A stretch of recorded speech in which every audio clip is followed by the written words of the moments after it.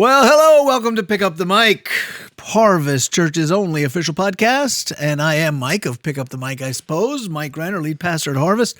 With me is the great Will Land, who, on the day we're recording, it is his birthday. He is 36, 3 12s, sitting right next to me. Oh, I was going to keep it ambiguous and just say middle-aged, but... You're not middle-aged.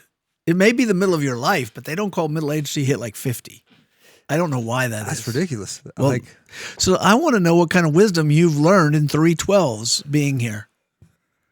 How are you smarter than you were 12 years ago? Or stupider? Oh. Or what advice would you give?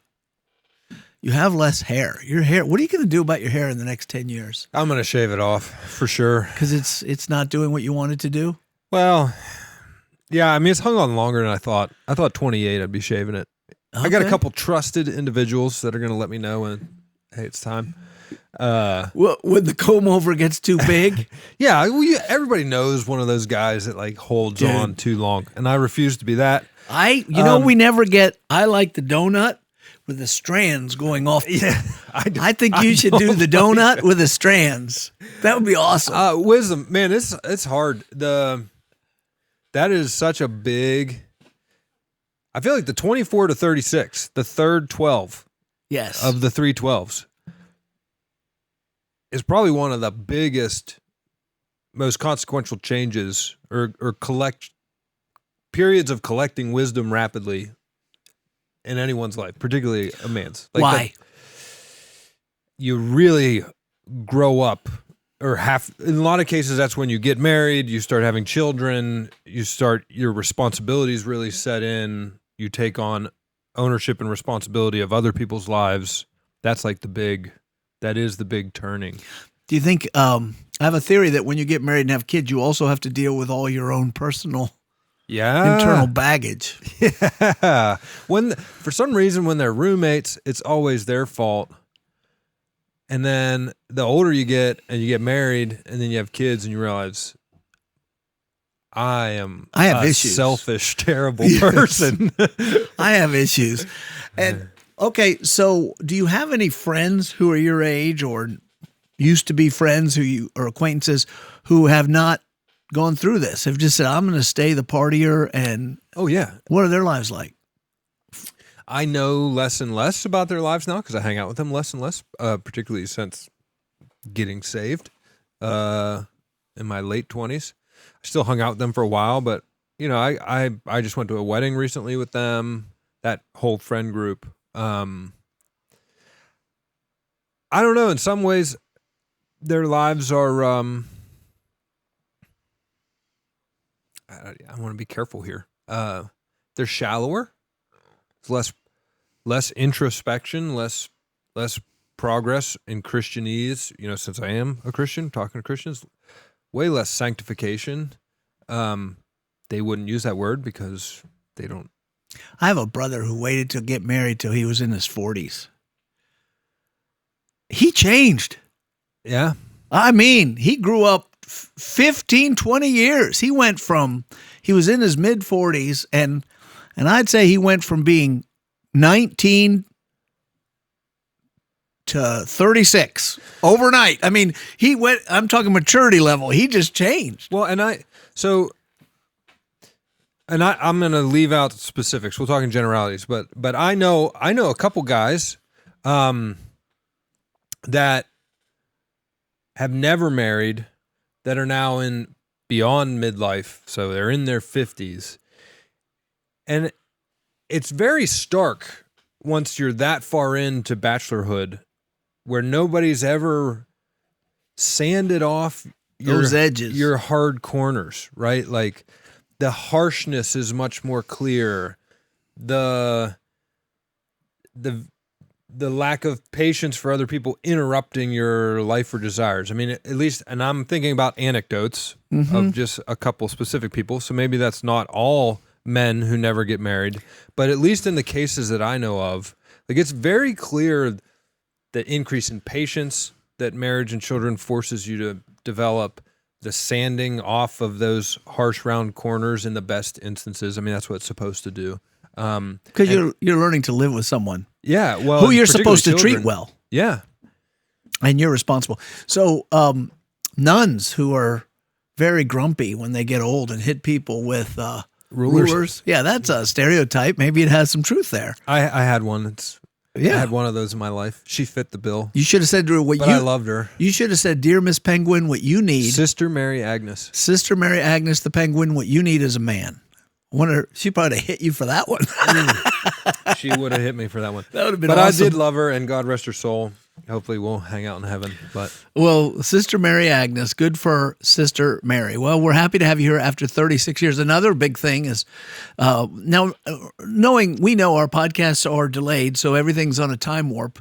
And 1 to 2 weeks in America, I mean, anything can happen.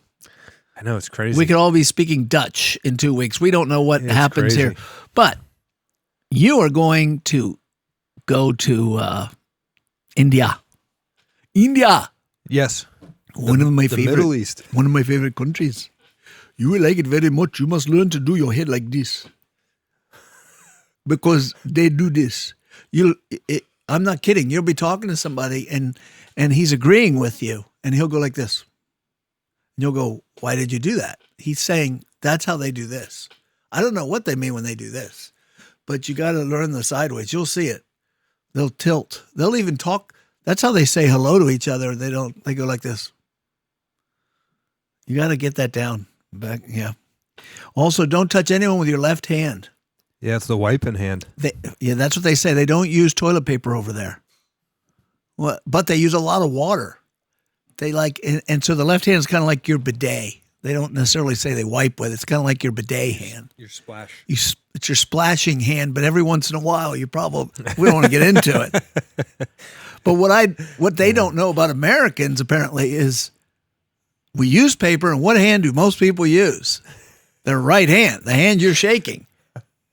So they don't know. But It's funny to learn these So you learn to put your faux left pas. hand here. When you shake hands, one thing you just put your left hand here, here, or here. Why can't I just keep it at my side? You can, but if you watch, that's what they do. And I think maybe that's a condition. They're trying to show you honor. They'll go like this. They'll go like this. They'll go like this. Interesting. And they touch them. Yeah. Well, Do as they do, basically. Yes. I tell you what, I love India. I love India. It is not a place to go on vacation except for a couple spots. Yeah. Yeah, it's one place I've never been. I have had the great fortune of traveling to a lot of places before starting to work for the church, but I've never been to India. India is cool because it's Western enough. In Asia, all the signs are in English. Yeah. And that doesn't mean all the people can talk to you, but Right. you can at least Kind of find like your China. way. If you're on the east coast of China, it's similar. I've never been. Where I went in China, nothing was in English. And when there were English signs, they were funny because they didn't know how They to get 'em say wrong, things. But yeah, I Yes. mean, if you're in Shanghai or You've done or a the lot more of capital. China than I do. Yeah. Well, anyway, let's jump in. This was Will Day because he has big things coming up in his life. He just bought a new house and moved in. He's having a birthday and he's getting to go to India. So that's all cool stuff. and I'm losing my hair as Mike Well, but that's keeps been going affectionately on. That's pointing been out. going on. You know, the great benefit of just being slightly taller than average Than everybody is they can't see the is spots. they can't see. As long as you're not 6'3", Yeah, so if you go to a 6'2". basketball game, you got to get yeah. nosebleed seats, or Yeah. otherwise, hey, look at the spot on top All of that normal guy's head. people think my hair is thick and Yeah, healthy. if you go to a hockey game, he's got I like the cheap seats. I'm saving money, honey. He's really hiding. no, up I would there. just wear a hat. They wear hats indoors. My grandfather always wore a hat, not indoors, but he always wore a hat. And I know it's because one time when my brother was like 4 or 5, I still remember this. We're in the backseat of his car, my grandfather's. My grandfather was probably in the 60s or something then. I don't know. And he says, "Hey, Pappy, I can see your brain." Well, He can see that round spot. He's like, "I can see your what brain." you guys don't appreciate, you thick-haired individuals, is I just got back from the beach, right? That sucker burns. I mean, sometimes Yes. you wear a hat just because Yeah. sunburn on top of your head stinks. Yes. I have to spray the spray-on sunscreen I can on see my that. dome. I can see that. And you've got that light skin too. Oh yeah, You're Irish going to through and love through. the Indian sun. Okay, so last week in my world, our sermon dealt with a portion of text that you might say, well, what are you going to preach about there? The whole thing was almost like a demographic report. It was Jesus went from city to village, proclaiming and preaching the kingdom of God. 12 were with him, and some women who were named, who supported them by their private means. That was the whole text. And you sit there and go, why did God put this in the text? Why would he put something, there's not even any red letters. Jesus doesn't say a thing. I think the answer is that Luke he's explaining the faith to the world. The faith was born when Luke was writing, and he was explaining the mission of Jesus. Sometimes I don't think we even think about it. We think, well, Jesus is the kind of guy who's fun, right? If you hang around with Jesus, he'll do some miracles, he'll preach some preaching. You might even get lucky and get a debate with some Pharisees. That's always exciting. And maybe you even get some weather miracles. Walking on water and stopping rain. And you're not hungry. He's making food all the time. He's making food. So he's fun. And it may just think that he just wanders around being a blob of fun. But really, he had a very systematic approach to his ministry, and it was a very simple ministry. He needed to put his feet on all parts of the nation of Israel so that the people there could hear his voice. And his voice proclaimed the message that he wanted to bring, that is summed up by Luke as this: proclaiming and preaching the kingdom of God. So it's a new subject, proclaiming and preaching the kingdom of God. Almost like a politician running for office has a stump speech, but not quite like a politician, because who cares what a politician says? But this is the truths of the universe and the kingdom of God. And he was training 12 people because he said he wouldn't have time to go to all the cities during his life. So he actually is going to use the 12, and he'll even use 70 later. So he won't even make it to all of them, but it's a simple message. Bring the kingdom of God to Israel. Now, he doesn't go out of Israel, but one day he's going to die, raised from the dead, and ascend into heaven. And then he releases this ministry on the rest of the countries of the world. Go and make disciples of all nations, he tells his people. So, and what are we to do? The same exact thing. Put our feet in all the places in the world, and blessed on the mountain are the feet of him who brings good news, the Bible says. And then let our voices be heard, proclaiming the same message. It's that simple. Now, there's more to it. It's not simple, but that's not all there is. There's the complexities of doctrine. There's the complexities and messiness of running a community called a church. But we still have that same thing. And it ends with mentioning that Mary Magdalene, called Magdalene, she wasn't Mary Magdalene. She was Mary called Magdalene. So you might just, hey, Maga. She went by Maga. Maga. Even before there was a MAGA movement, there was Mary. Magda. Magdi? No, not Maggie. They don't call her that. And there was Joanna, wife of Chuza, and Susanna, and many others. And so the women were very important, and that in itself is encouraging. But they supported this band of Jesus and the 12 out of their private means. They paid the bills. And we talked a lot about that, but that led me to Harvest. And at Harvest, it is the villages and cities. He went to the small towns and the big towns. Harvest is in a small town. In fact, we have 4 campuses, and all of them are, I couldn't call them small towns, but 3 out of 4 are small towns, and one of them... Indiana's the only one you probably can't. Well, Natrona Heights is a crowded town. You can still walk from one end to the other pretty easily. Yeah, it's not that big, but it's starting to get close to a lot more bigger populations. So when I think of small towns here, I think of isolation, and I guess that's the difference. The reason it fits the bill in my mind is because there's still a mill at the bottom of the hill, or used to be, and that's why most people live there, because it was a mill on the river and a town around the mill. True. Nevertheless, the point is, for us, it's a place where we think a healthy church could be used. And when it comes to starting new churches, that always needs to happen. You might think you don't need to plant churches, but you do. Why? Because churches die, and there's always new ones needed. And it's like starting new families. You don't say, hey, we don't need any more families. Yeah, you do. And they have life cycles. When a church is born, the people who give birth to it, if it's a good church, love the gospel, they proclaim the mission, and they get something started that's exciting. People get saved and they start a good, healthy community. And it normally stays that way, at least for a generation or two. Sometimes it can carry on, but there's a reason why, if it does, that is disconnected from the founders. Founders may have started it well, but they're going to die. And the later generations often lose their way. And they lose their way sometimes because all they do is copy what the last people did without thinking about why they did it. There's a story told, a common story told, I've heard many people tell it, of a woman who always made sure when she made holiday ham to cut the ends off the ham and then put it in and then set the ends aside for later use. And then one day, or she was asked by her family, why do you do that? She goes, this is what you do. My mother taught me this. So one day at a Thanksgiving dinner, they asked the grandmother, why do you cut them off like that? Oh, she says, because my pan was always too short. so that's why people do what they do. We can't move the pulpit. If you move a pulpit in a church, often you could get kicked out. Why? Because we've always used this pulpit. We can't sing different songs. We've always sung these songs.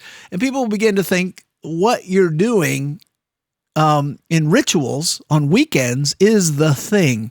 And they miss the kingdom. And often churches can't recover from that. They will just die because they start to lose the treasure. And young people don't get the treasure. I was going to say the thing. They've lost the thing. The real thing.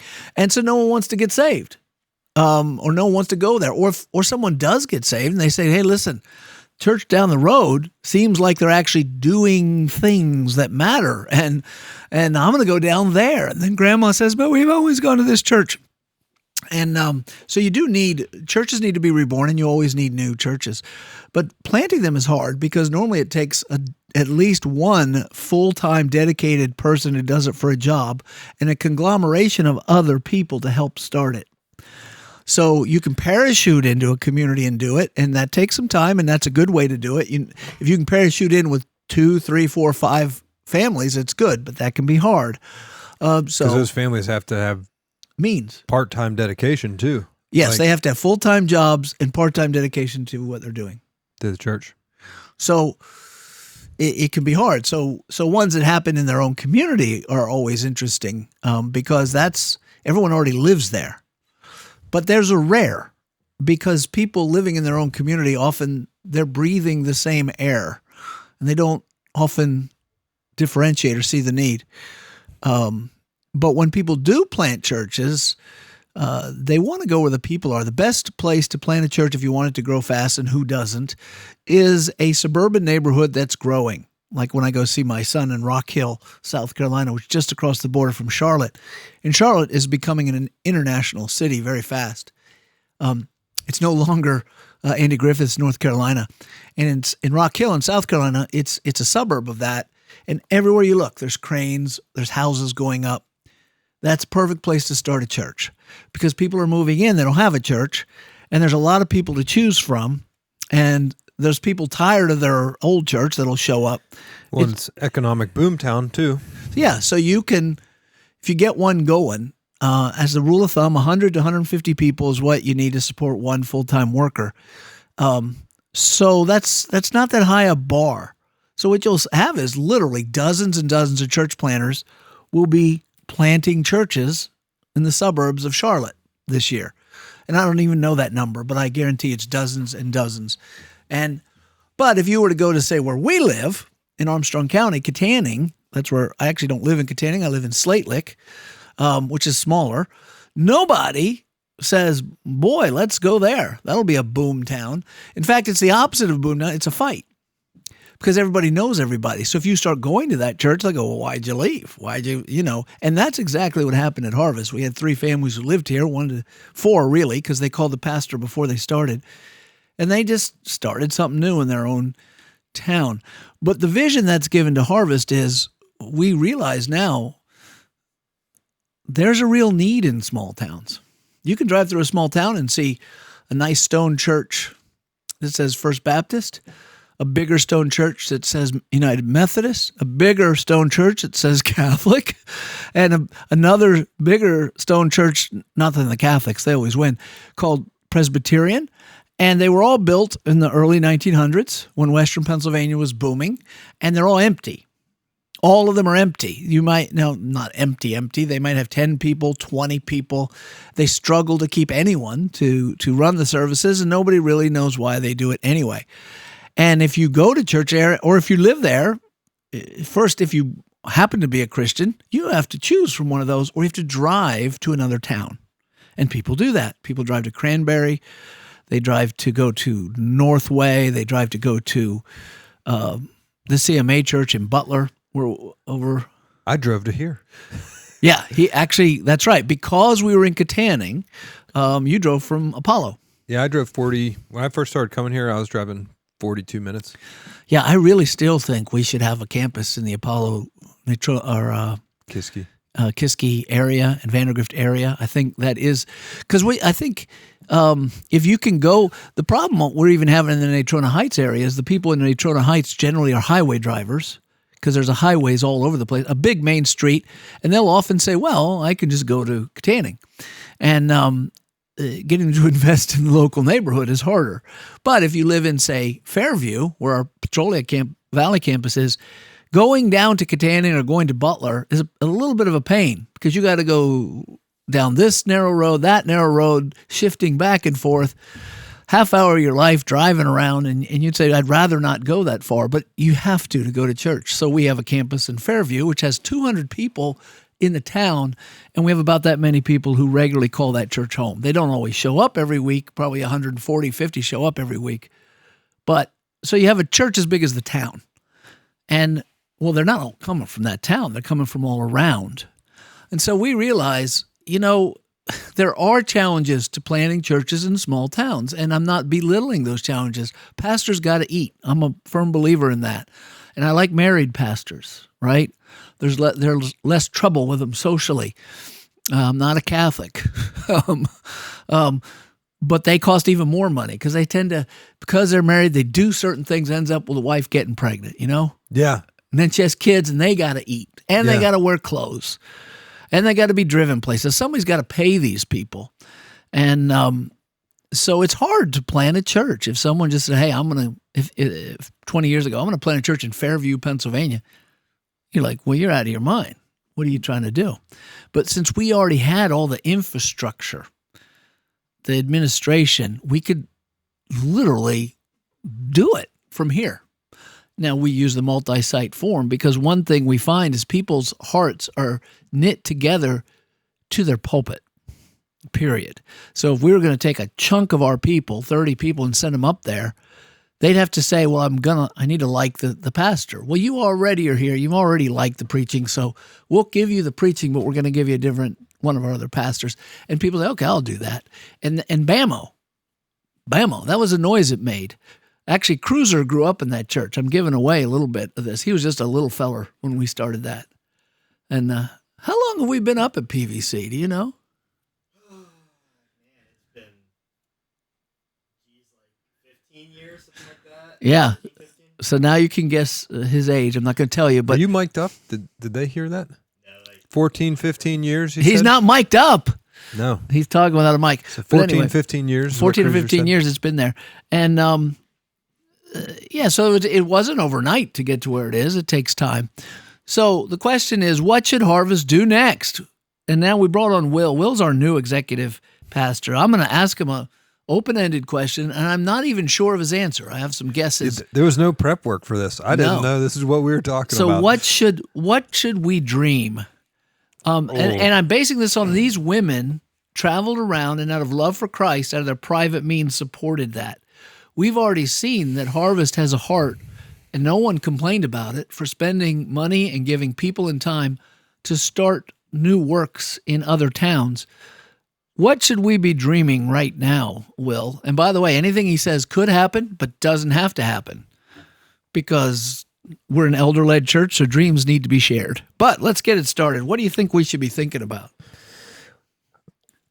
And by the way, while he's talking, I am drinking my wonderful cold brew coffee, which are very strong. It's not the same as ice. What kind did you get? Same as yours, but I just no flavoring.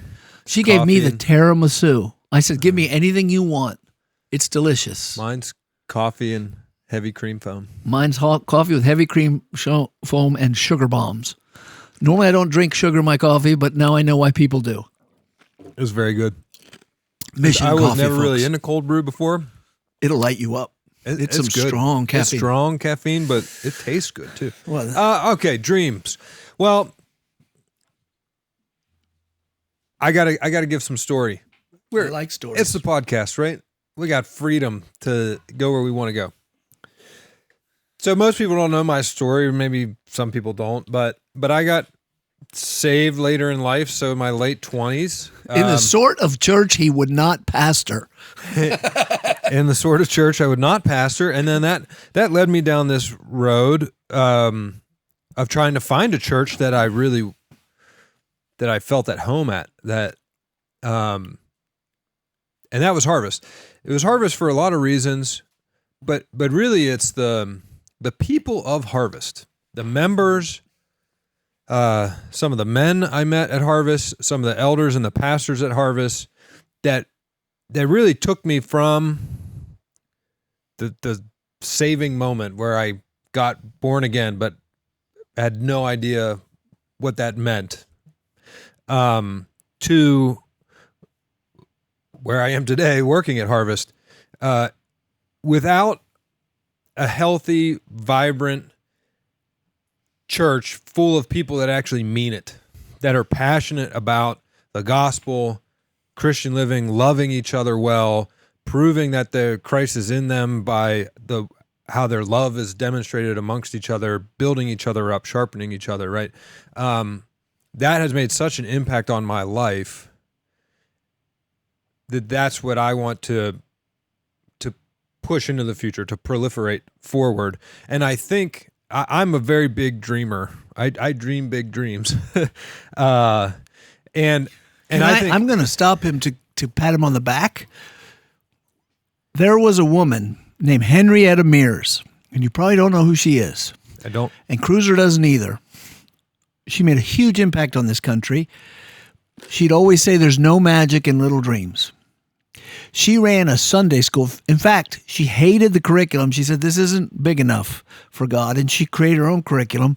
And then other churches wanted it. Now that has become Gospel Light Publishing. She's dead.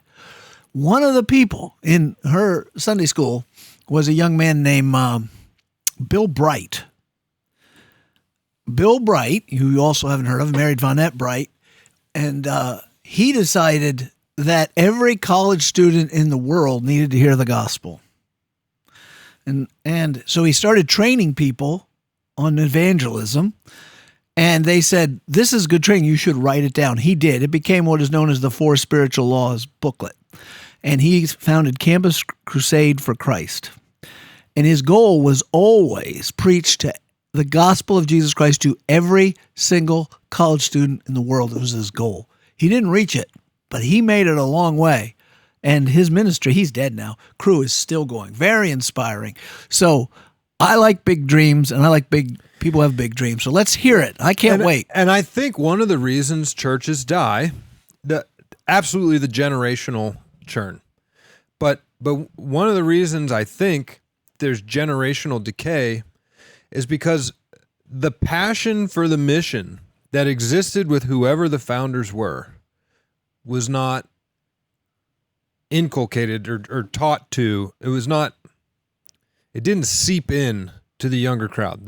There was, what are we doing here? What do we do? Are we just going to church on the weekend? And that could be 2 generations, 3. I mean, it might last it could be the younger crowd got it, but what about their kids? Yeah, the grandkids or the great grandkids or, spiritual great grandkids, however you want to look at that.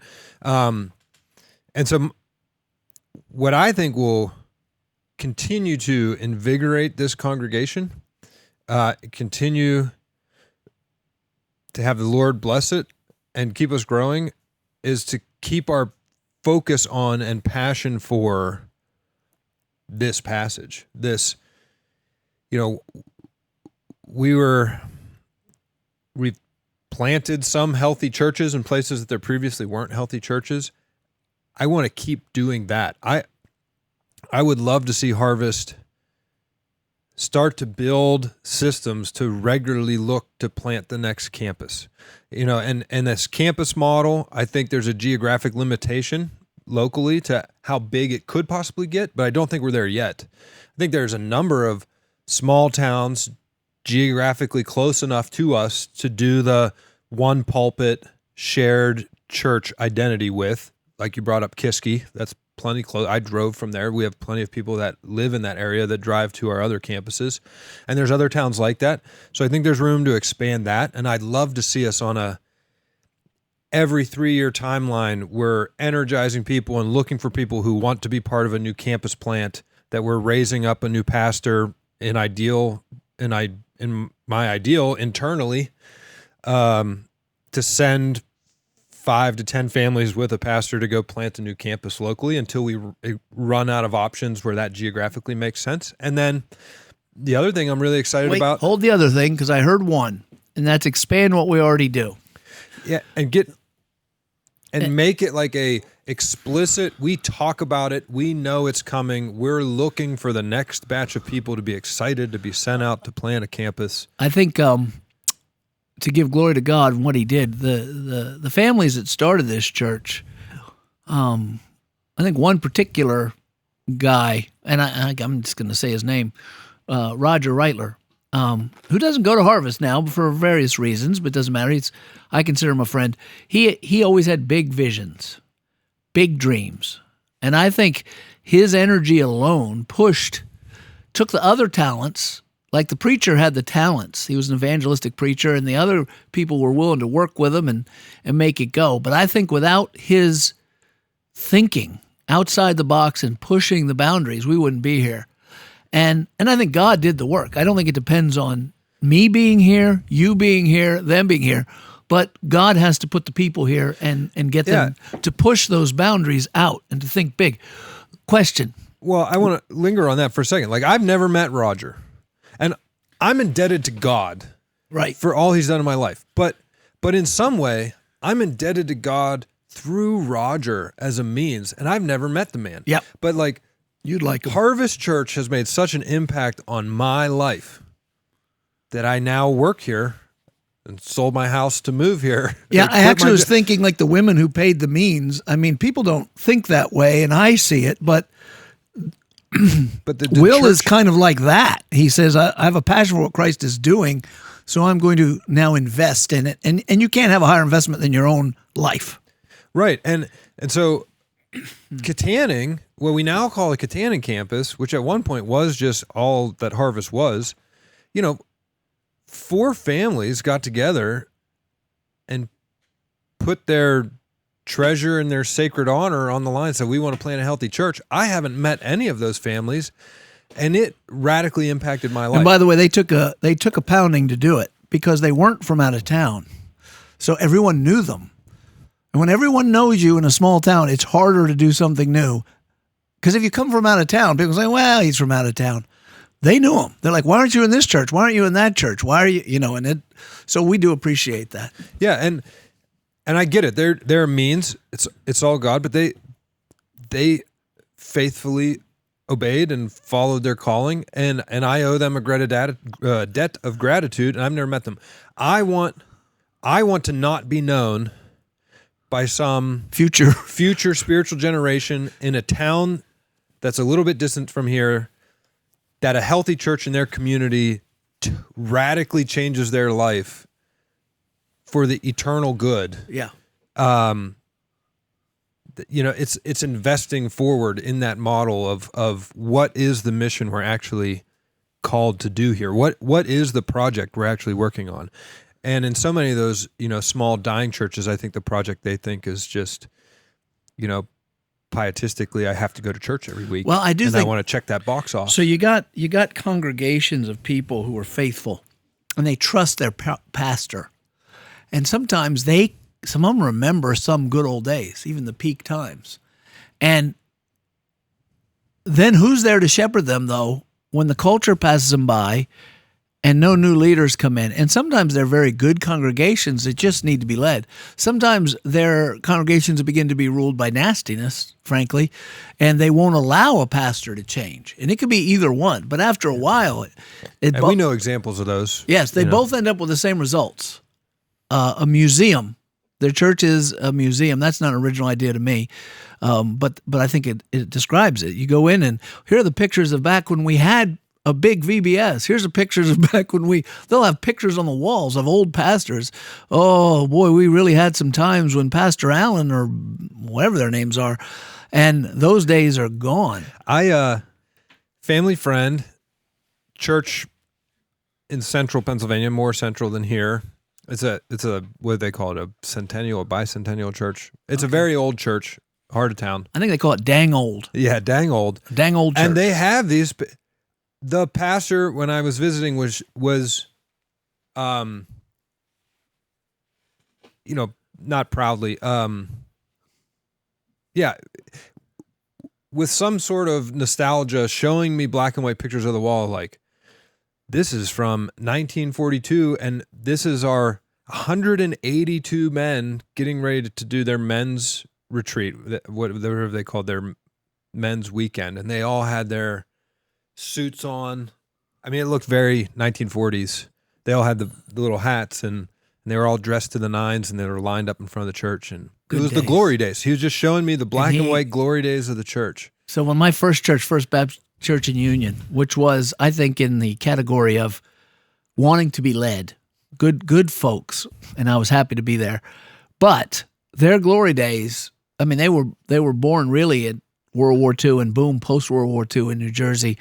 And they have all the pictures, but they also had some of the old men whose fingerprints were on the beams of the church that they built. And they also, because of the time, they kept good notes. So I went back and read the old stuff to see where they used to be.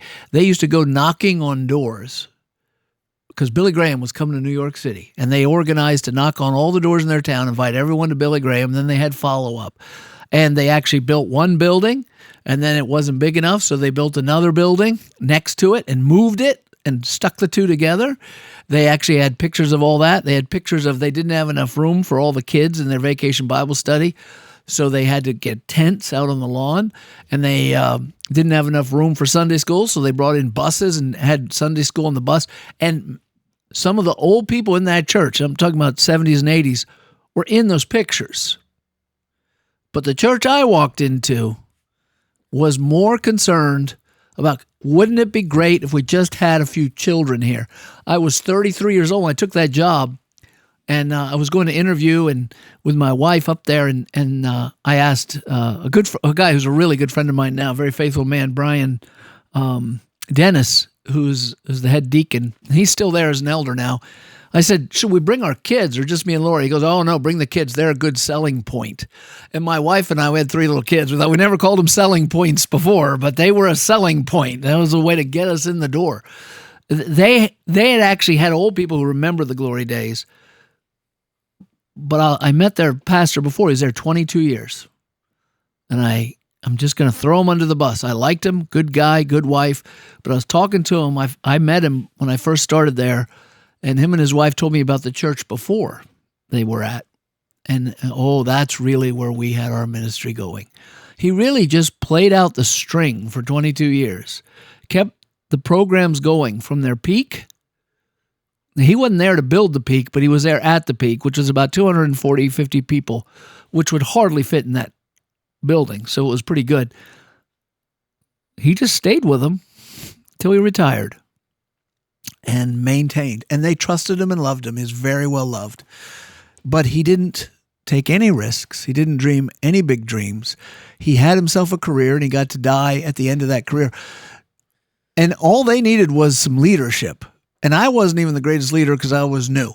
But I did my best, and we grew things. But that's how churches do it. They get pastors who don't have visions anymore. Because then when you start something, you can have a vision, but once you build the thing, you have to put so much attention on maintaining it. You can't not maintain. And one of the things big dreamers have trouble with is they got to either neglect maintenance or account for it some other way. I mean, you may have dreams, but now that you're in this job, you know that just keeping the church going is a job all by itself. Just doing exactly what it does and not stretching at all. Takes how much money and resources and time? It's an overwhelming job. Yeah. But that's why we picked someone young. Well, yeah. The last guy, we were afraid his heart was going to give out. Yeah. We wanted a younger heart. And now my hair's getting gray and falling out. Yeah, we want stress my blood on. pressure's rising. Yeah, you can handle the stress better than Fred. But Fred moved to Florida. And look, I'm gonna give all the normal Christian qualifications. I know it's all God. God does it all. It's nothing. So I'm gonna speak plainly after this, but I'm all the normal Christian got it. qualifications. I never intend to be talking about the glory days of harvest while I'm in the chair, because I don't want them to be behind us. And I didn't come here to maintain. So my big dream is to just push the envelope. Do we really mean it? Like, I want everybody in the church, as we move, to be planning more campuses, and we didn't even get to the other things we are going about. to. I didn't forget that. But do you really mean it? Like, is this the project that's worthwhile in your life? Christ and his mission for the church, and you as a living stone, as part of that church. Treasure in heaven or treasure in the world. Like, yeah. What are you here for? What are we here to do? And I want everyone asking themselves that question earnestly.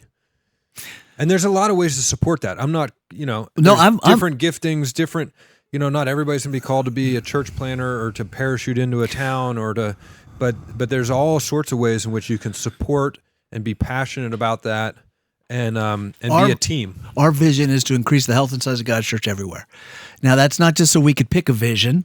We really believe it'll lead to our greatest happiness and joy, which may sound self-centered, but that's the truth. How can you have more joy? And we mean ultimate joy. In other words, it may be joyful just to lay around on welfare and eat. What was that song that guy said, to be 300 pounds and eating fudge rounds on the government dime? Remember that song? No, you know that song. You know that song. I don't listen to enough music. Oh, you've heard this song. Well, what's that guy's name? Anthony. Oliver Anthony. Yeah. It's a dang shame what the world's coming to. People like me and people like you. I have heard that song. When you're 300 pounds, the government oughtn't pay for your bag of fudge rounds. But we think it'll make you ultimately happy. The more you know God, and we know He loves us, and what could be happier than just enjoying Him, being close to Him, do what He wants done. And the to make a healthy church, it's going to involve evangelism. Someone's got to preach the gospel. It's going to involve missions. It's going to involve community. It's going to involve helping people heal their emotional hurts or walking with them through it. It's going to involve worshiping God, learning His Word, teaching each other, enjoying the Spirit, and it should have a lot of residual effects. It should be good for the community, good for the families that participate. So when I hear you saying, I'm calling people, is this really why you're here? Or do you just want to go on a weekend and check off a box? We will always have a seat on the weekends for people who just want to check off a box. Because we hope if we yell at them enough about Jesus, eventually some of them will say, okay, I'll jump in too. And that's okay with us. In fact, I need you here on the weekends to check off the box so that I can tell you that that's not what you're supposed to be doing. Yeah. If you don't show up to sit around and do nothing, we can't yell at you for sitting around and doing nothing. Right, exactly. So we encourage that. Okay, so with that said, what are some of the other bigger things that maybe we've never done that you're thinking of? By the way, going to India, that's something it's a work in progress. We've invested a ton of money and a ton of people and a ton of time really into what comes a handful of people, and created 2 really good leaders in India. Brown leaders. Brown leaders who you're going to go see. Now, that isn't really all we created. We actually built up our own workers, and two of them are working here on our staff, and they're doing great. But that is way out there. But I don't want to talk about that. What other vision do you have, or dreams? Let's call them dreams, because none of these are written down yet. They don't have to be done. Yeah, well, because I'm a big dreamer, I immediately see the real limitations of the campus model. You're going to reach a limit in geographical distance from each other, ability to actually feel like one church in multiple locations and truly be tied together by that pulpit. Like, to be tied together by the pulpit, yeah, and there are other churches that like one in South Carolina, and I'm anticipating an objection to what Will's saying, that can spread across their state. The reason why we can't do that, and I agree with him, is we really want the intimacy of being united, one body, to be possible.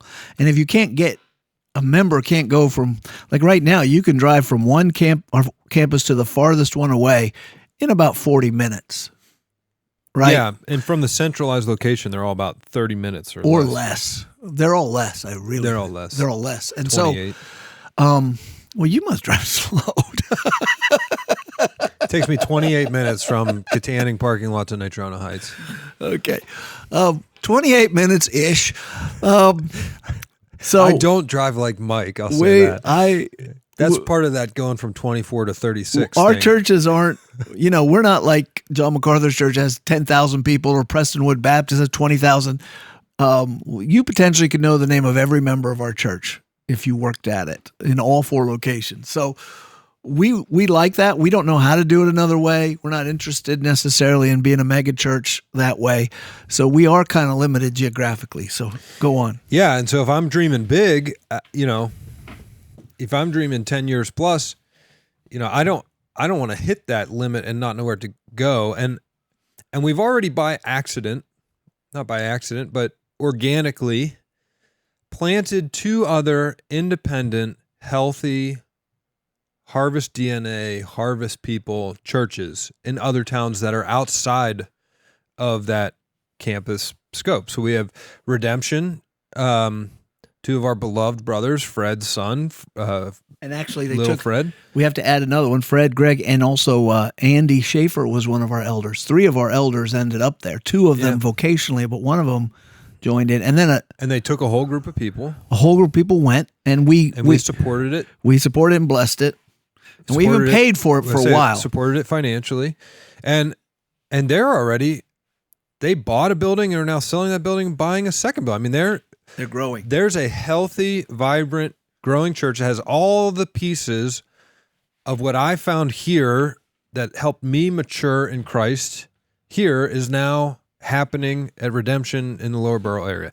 And that same thing can be said of For the City Church with, again, 2 of our pastors, a whole body of people that Scott, I'm going to go. I want to give them their props since we're speaking publicly. Scott, good friend of mine, he was working in retail, but he's so excited about the gospel, studied hard, worked hard, volunteered hard, and next thing you know, he's planting a church. And he had a much smaller human resources because he went to Greensburg. People literally had to move. But we had a couple of families move their bodies to go with him, sell their houses, and Pastor go Kevin, buy houses there, who was our campus pastor here. So those 2, that shows commitment when you have people sell their houses. And they're doing great. And we love the people who sold their house. We more than happy to keep them all right here with us. I mean, some of them are my best friends. I don't get to see much anymore. I just saw them this weekend for the first time in months because they live an hour and 15 minutes away now. But we're so happy for the church being in Greensburg, Pennsylvania. If you're near Greensburg or Lower Borough, that's where those churches are. Please attend if you don't have a healthy church. So both of those churches happened organically, kind of haphazardly. They bubbled up as people felt called. I truly believe they're saying, and this is half joke, but it's mostly true. These guys had talent. They did. All 4 of these guys had talent, and Andy Schaefer too, and the guys they took with them. And it can be stifling to have someone else as your leader. And I was their leader. In other words, they say, well, Mike does it this way, but I might want to do it that way. And there's nothing wrong with that. If they say, hey, I want to go out and do this myself, look what comes of that. That's a good thing. Yeah, and so not only do I want to think about planning campuses, expanding our current model, but how do we try to recruit, build up, impassion, empower people? There's a book that I haven't read, but I'm not sure I need to read, called, what is it called? Gaining Through Losing? Don't read it now because I don't like J.D. Greer anymore. Yeah, I don't really like J.D. Greer All either. you need is the title. But the title anyway. is all you need to know. How do we build it into our culture that every 5 years, 30 people and a financially supported pastor are going to go out and plant a new independent church further away than the campus model makes sense and be the next Harvest in a different town that needs a healthy church to turn into Harvest? Like, how, going back to that, I owe a debt to the Rogers of the world, the founders of Harvest in my life, and I haven't met any of them. Like, by the way, it's Roger and his wife, Sandy and his wife, Darren and his wife. I shouldn't leave the wives out. Roger, Peggy, Sandy, and Marcia, Darren, and Bridget, and Pastor Pastor Bert. Thank you. My brain went off. And Cheryl. yeah. So how does Harvest continue that legacy of impassioning, raising up, training, and then supporting those groups of families that want to go plant a healthy church in a town that doesn't have it, that may be further outside the geographical limits of what could be a campus model? So another new, healthy, independent church like For the City and Redemption, but planned, where it's explicitly talked about. We have classes and curriculum for people who are interested in being part of a church plant, people that are, it's part of the system. This is what we do. We're a church. We want to increase the health and size of God's church everywhere, not just here locally, but slightly further out. What I got to jump out, hold that spot. Another objection here, and let you answer it. How do you get people to invest in that when they're not investing in their home territory? Because that'll cost money from the people who go to church in our 4 campuses. Why would the people in Indiana, Petrolia Valley, Natrona Heights, or Katanning give their money and some of their people to go to some other county to do this? Because my great hope, and it's true in my life, is that being a part of a healthy church, and I presume that if you're here, the majority of people hearing my voice like Harvest, and it's made a positive impact on their life, that they want to be a part. They want to be part of God's means in the world for replicating that. And if they're not being called, if they don't feel compelled to be part of the going,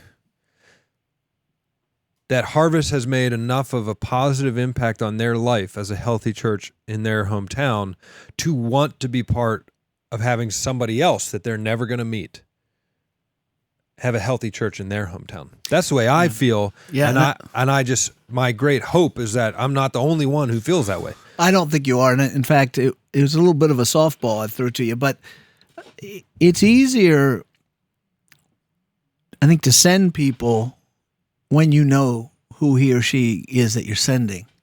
Like, I get excited about the people at For the City or Redemption because I know them.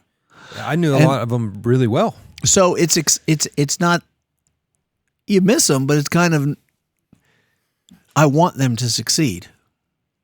And if we send people from our own midst, I do think that's in itself motivational. I'm not saying we shouldn't all be so holy and spiritual that we would send any old person over there, but it definitely makes a difference if you know the people you're sending and getting rid of. So if you want to get rid of someone, say, why don't you send them to India? You see that. You see that in all the epistles. Yes. Like when Paul's writing to Timothy, the relationship and the intimacy and the desire for success for Timothy being sent. Timothy is what, in Ephesus? No, Corinth. Just keep rolling. Timothy is actually, he's over the Ephesian churches. No, that was just gonna keep say rolling. Ephesus. Don't stop. Keep going.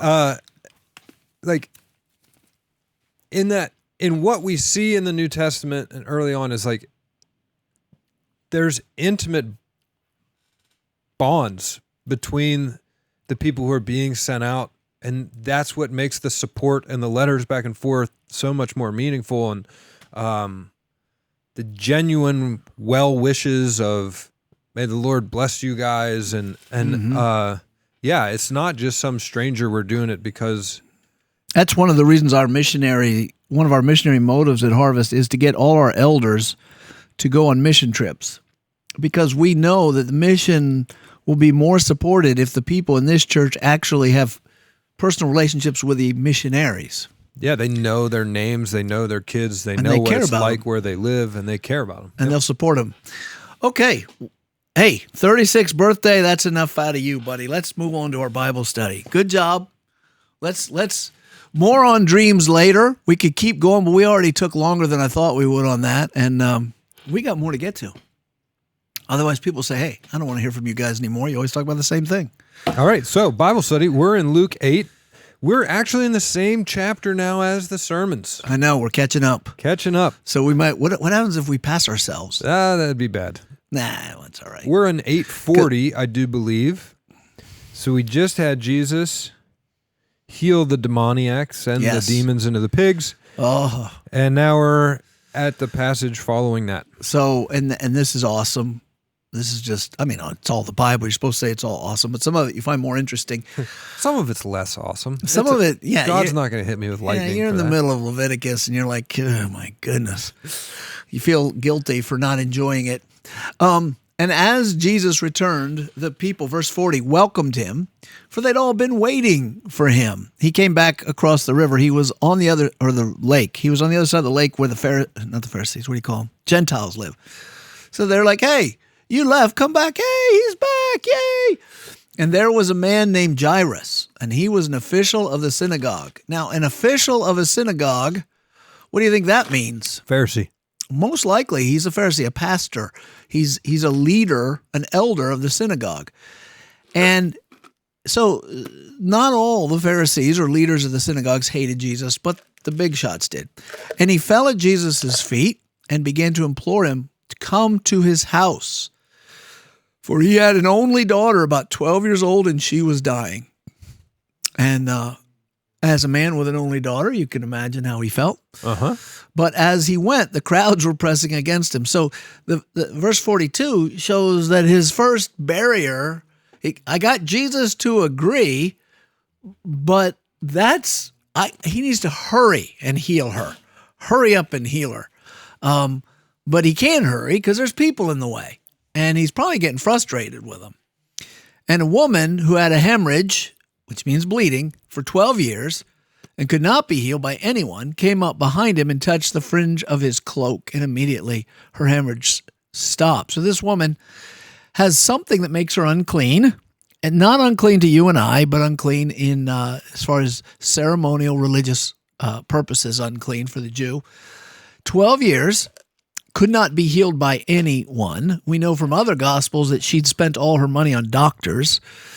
And we also know from other Gospels some of her motive on crawling and touching is that she thought she would make him unclean if she interacted with him directly, brought him to a house, touched his body. So she thought, well, I'll just sneak on the ground and touch the hem of his garment and not make him unclean. And instead of that, bam, she was healed. And Jesus said, who is the one who touched me? Now, here's a really cool thing. An accidental healing. Can you think of another time in the Gospels where there's an accidental healing? Say no. No, I was going to say no. It felt like a trick question. I was like, no. No, I can't either. I can't. If there is one, I don't know it. I thought you were trying to trap me. No. If there is one, I don't know it. Accidental healing. Who is the one who touched me? And while they were all denying it, they were saying, it wasn't me. They were denying it. Like he's ticked. You stole healing power. By the way, well, I'll get to this in a minute. And while they're all denying it, Peter said, Master, the people are crowding and pressing in on you. What's his point? There's dozens of people. All kinds of people are touching you, pal. There's a crowd. But Jesus said, someone did touch me, for I was aware that power had gone out of me.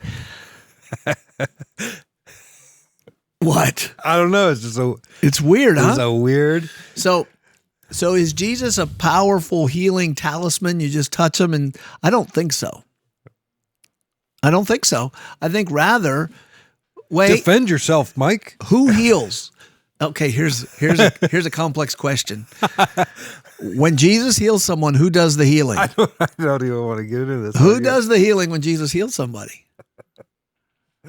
God the Father. This is not as easy as you think it is, because but he always references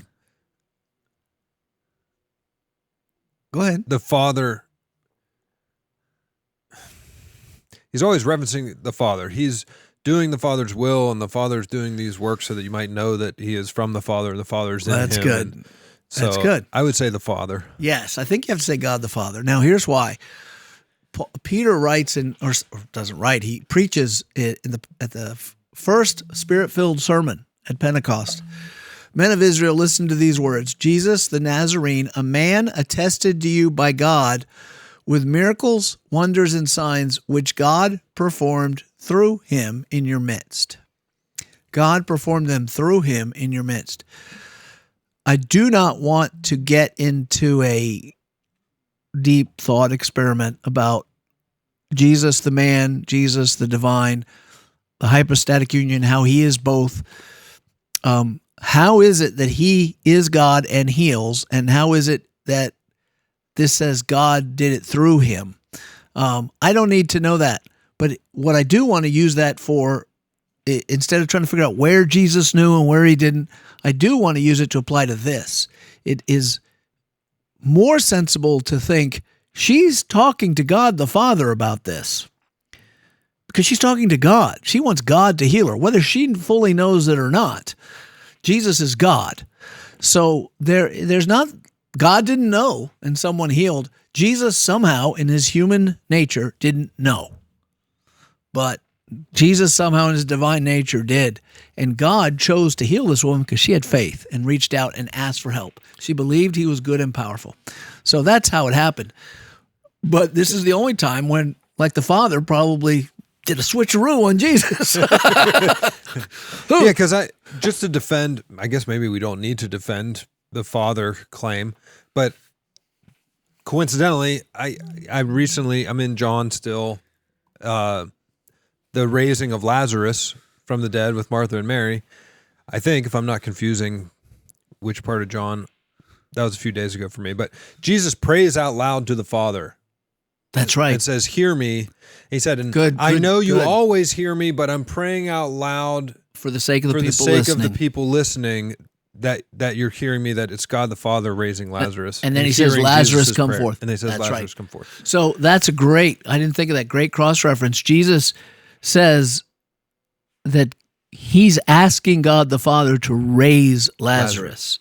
And he does so privately most of the time. Yeah. But he's That's doing right. it this time publicly to So know people that, know where his power source is. Yes.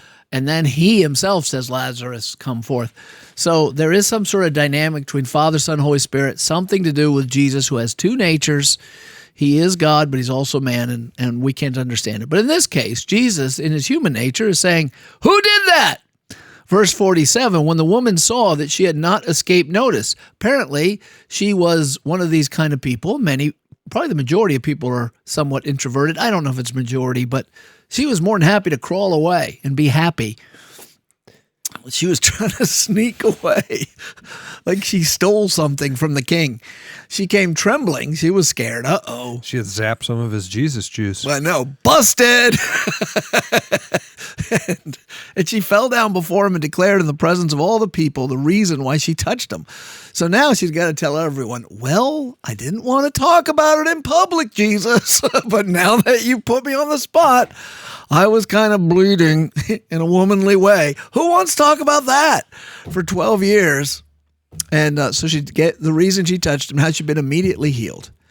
And he said to her, daughter, your faith has made you well. Go in peace. Beautiful. Calls her daughter. Calls her daughter. You know, we're taught by God, by Jesus, to call God Father. And we know we're sons of God. There's so much masculine language, and I'm all for masculine patriarchal leadership, so it doesn't bother me. But that we should never forget that the ground is level at the cross. There are not just sons, there are daughters. And he says, daughter, your faith has made you well. It's very common to say you're a son of Abraham there, but he's saying, look, daughter, your faith has made you well. Go in peace. Oh, and he blessed her. I know it's, again, you always feel the need to qualify all your statements, but I know sometimes father-daughter relationships aren't all that they should be. But in the best cases, that the father-daughter relationship is one of the strongest relationships. Man, I'll tell you, men, be good to your daughters and don't play favorites. They will pay you back your whole life. I have 2 adult daughters, 3. My word, how did I forget one? I should say 2 from the flesh. 1 just blessed us when she came to us in the 10th grade. I consider her my daughter too, just as much. And all 3 of them never forget me. All 3 of them are there for me. 2 of them I got to dance with at their wedding. One of them refuses to get married, and I don't know what to do about that. But they never forget you. Your sons, they don't forget you either. But you know how it is. I am a man. I think about my old man, but I don't always talk to him. Yeah. I don't send him cards. I don't say, Dad, how's it going for this or that? But your daughters never forget you. And that's an awesome thing. Actually, I shouldn't even say I have 3 because now I have 4 because I added Brooke, who married my son. Your son. And I love her like a daughter. I don't know if she wants. Before this podcast, mine just dawdled into my office with a balloon and donuts and sang happy birthday in a very cute voice. You had birthday donut holes. Yeah. Oh, that's very nice. It's great listening to a 2-year-old sing happy birthday. Yeah, especially to you. I have a happy birthday. I think I'm going to send it to him, and we're going to play it from a 2-year-old, but not yet. I'm going to do that, though, before we're done. All right. And it'll be to you from my granddaughter. Oh, wow. Don't worry about it. Going on. So, daughter, your faith has made you well. Go in peace. And while he was still speaking, someone came from the house of the synagogue official and says, your daughter's died. Do not trouble the teacher anymore. So this poor Jairus, he's like, Jesus, he's waiting for Jesus to get off a boat. What's Jesus doing over on the side with the Gentiles? I'm just trying to picture the desperation. I know. And then, where is he? He was here. We got in a boat. He went over there. See where all those pigs are floating in the water? He's over there. And then, so bring him here. He finally gets there and says, I need you. Please come to my house. Now, remember, we already had if he had heard the Roman soldier, he'd have known. He could have said, heal him from here. But he says, come to my house. Okay, I'll come. Then the people are in the way. Then someone touches him and he says, stop. Jairus is like, stop. Why stop? We don't got to figure this out now. Yeah. You got infinite power. Just delegate. Some Peter, touched you? Find out and tell us later. We're out of here. And then it's too late. They come and say, your daughter has died. The worst thing a father would ever want to hear. And what does Jesus say? Teacher, but when Jesus heard this, he said, don't be afraid any longer. Only believe, and she will be made well. Well, that's quite a promise. And when he came to the house, he didn't allow anyone to enter with him except Peter, John, and James, and the girl's father and mother. Now, they were all weeping and lamenting. Now, you might say, who is weeping and lamenting? It was common protocol to go to the house where someone has died and weep and lament. You might not even be that sad, and you still did it. There were people of means would actually pay mourners, so they had even more people. They wanted a lot of noise, a lot of crying. And it was just a way of sharing in the pain back then. So the people are weeping and lamenting, and Jesus walks into the house, and it says, I'm only going to let Peter, James, and John go with me, and the father and mother, and we're going to go see the girl. And everyone's out there crying. It says, now they were all weeping and lamenting, but he said, stop weeping. She hasn't died, she's asleep. And they began laughing at him, knowing that she had died. So they're not really that sad, are they? They're like, you were just weeping. I was like, well, you're a funny guy, though. He's a funny guy. He's a funny guy. And beautiful thing that she had her spirit leave her body, but Jesus called that sleep. Beautiful to know that Jesus calls the death of people sleep. He can wake us up if he wants to. He took her by the hand and he said, child, arise. And her spirit returned, and she got up immediately. And he gave orders for something to be given to her to eat. And her parents were amazed, and he instructed them to tell no one what had happened. Who needs to tell people? I don't know why he instructed that. But what we do see here is he had power over life and power over death. And with a word, he got her up. And this was God's way of demonstrating that power physically so people could see it. And one day he will raise his own body from the dead. Just a wonderful story. I don't even, do you have any comments on it? Thoughts, insights? Be good if you did. It's just such a beautiful passage. It's not one you have to like search for hidden meaning. I mean, it's.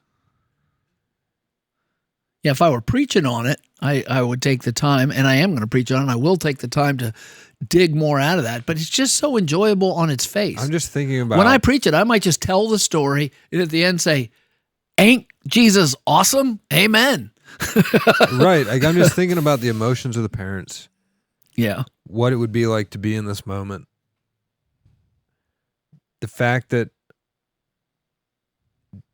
Jesus is not troubled by death, calls it sleep, calls her out of it, gets her something to eat, and just being one of those parents. I mean, I don't know. He's a cool dude. Yep. Yep. Yeah. I mean, there's a lot more to be said or could be said, but like you said, this is a well-known passage, and it's a great one. I love this one. So before we get from the Bible to the cultural commentary, I have arranged for my granddaughter, beautiful Lila, from all the way from Rock Hill, South Carolina, to sing you a happy birthday. I've never even met Lila. Me and Cruiser have worked this out. Cruiser, go ahead. Play it. Hey, Ned, what are these? Diapers. They're diapers? Diapers. I thought they were butts. You just called them butts. Called the butts. Are they butts or are they diapers? This is a part where she begins to sing to you, Will. Happy birthday to Butts. Happy birthday to Butts. Happy birthday to Butts. Happy birthday to Butts. Wow. Happy birthday to Butts. Happy birthday to Butts. Happy birthday to Butts. Happy birthday to Butts. That was a good one, Ned. This Birthday to Lila. So I didn't tell her your name, Will. I just showed her a picture of you. That's what she's saying. So anyway. that reminds me of my daughter's already into blasphemy a little bit. Oh, yeah. So her favorite song on the planet is Jesus. It's Jesus Loves Me, but she calls it Jesus. She wants to sing Jesus. Yeah. And she started plugging other words in for Jesus Loves Me. And one of her ones that she found the most humorous was Poopy loves me. This I know, for the Bible tells me so. And she sometimes just randomly throws that one in there. Yeah, just for fun. Verse number 2 will be Poopy loves me. Yeah, just when you thought she was being spiritual. That's all right. We teach them till they understand. Well, let's talk a little bit about cultural things. I think we have to talk. I want to talk about some warrior kind of things. What? Warrior kind of trying things. to get the FBI after us? So by this time, everybody knows what's going on with who is the presidential election is going on. Who are the two teams?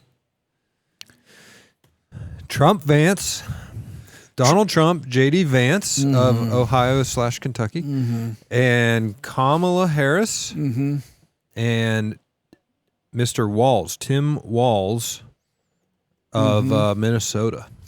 So what do you think about those? Well, it couldn't be. I don't think there couldn't be a clearer differentiation between their policies and positions and perspective on American society. Okay. What else do you think? Give me your straight thoughts. Who are you voting for? Oh, there's no bashfulness here. I mean, Kamala and Waltz are just, they want the United States to be the Soviet states. So yeah. America. So politically, now here's the deal. We as Christians have a nuanced relationship with politics in any nation because we believe like Augustine said, there's a city of God and a city of man. The kingdom of God is the one to whom we're citizens, eternal allegiance. But God, just like our family, our eternal family is going to be Christian. It's not our family name that is established forever, but the name of Christ. But we're still supposed to be loyal to our wives and families here, and we're supposed to be good citizens. The Bible tells us that. And it's all over Proverbs and Psalms and the story of the Israelites. I mean, there are righteous laws and unrighteous laws, and the righteous ruler is a blessing to the people. The unrighteous ruler is and you have examples like Daniel and others who lived under unrighteous rulers, but then the Christians in the first century did too, and they were good citizens. And the church grew through those experiences, but in both instances. There are some who try to figure out I think there's two errors that any reasonable Christian knows we want to avoid. One is the error of thinking you're going to bring in the kingdom of God by designing a perfect government and then implementing it, right? Yep. That'll never work because people are sinners. You can't make people righteous by the point of the sword. Especially because the people holding the sword aren't righteous either. Correct. And it's always going to fail. Or even by a good monarch, because monarchs die. But also the other extreme, let's call it the Amish extreme, you can't just separate yourself from the world either. We need to obey the authorities, but disobey them when they go against God. But for Americans, we have a unique relationship here because we don't believe the government should be able to tell the church what to do. But we do believe the government should defend rights that God gives: life, liberty, and property. Yes. Okay, so then our greatest law, we're all supposed to obey law, not king. Our greatest law paper is the Constitution, begins with the words, we the people. Gives the impression that we the people are the rulers of the nation. It gives that impression. Right, and the way we play that out is we normally elect people to represent us, and those people lead according to the laws, and if they have to make new ones. But that means that the Christian duty, and I believe this, is to participate in the government. How much? Well, as long as you're realistic about what you're doing, you maintain your Christian testimony. How much you should depends really on God's calling on your life. We have in our church, we have one of the county commissioners. He's not the only one holding office, but perhaps the most prominent from our church, who calls this a member. And he's a great county commissioner. I think he's a blessing. I don't necessarily want a government job. I don't know if I would be a blessing or a pain in the neck to myself and everybody else. But I still vote, and I try to be respectful of authorities. And there's always two Christians can disagree on who to vote for. But you're never going to vote for a perfect person, right? Jesus isn't on the ballot. People like to say, well, I'm voting for the lesser of two evils. And then I'm saying, well, they're both evil. You can be as cynical and negative as you want, but everybody's in process. I don't care if he's a Christian or a non-Christian. Everyone has limited wisdom and is working to become a better person or not. And so I don't even look at it as two evils. It's just two choices. One of them is moving hopefully in a direction you want, or at least farther ahead. I don't think you should vote against your conscience. If you believe it's a sin to vote for somebody, you shouldn't. Now, when it comes to Trump versus Harris, here's what I want to say. If your conscience doesn't allow you to vote for Trump or Vance, as a pastor, I'd say don't vote for them. And if you go to the harvest, as your pastor, I'd say don't, if your conscience bothers you. But I want to say something else, though. And this is where I get in trouble, but I can't lie to you. I truly believe if you vote for Harris and Waltz, you're voting for the party of Satan. It's just clear. I mean, it's not that. No, I am not controversial saying anymore. that the GOP is the party of God, therefore. No, they've taken huge steps away from pro-life Well, they're just positions regular people, right? Yeah. So if you don't want to vote for them, don't.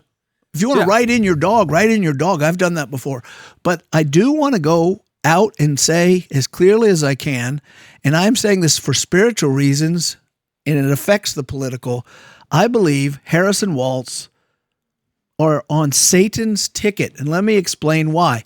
There are a lot of things that they're against that I'm against, or for that I'm against, that doesn't necessarily make them Satan's ticket.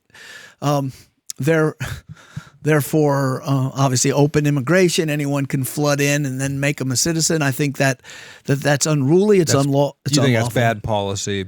And it may. I even think it might be sinful. But I think that of many policies. But here's where I think they step over the line. They are absolutists when it comes to abortion. Waltz himself, since people are getting to know him, signed legislation in Minnesota which allows for abortion at any point all the way up to birth. It's amazed me how many leftists say, no, they don't. No one allows for late-term abortion.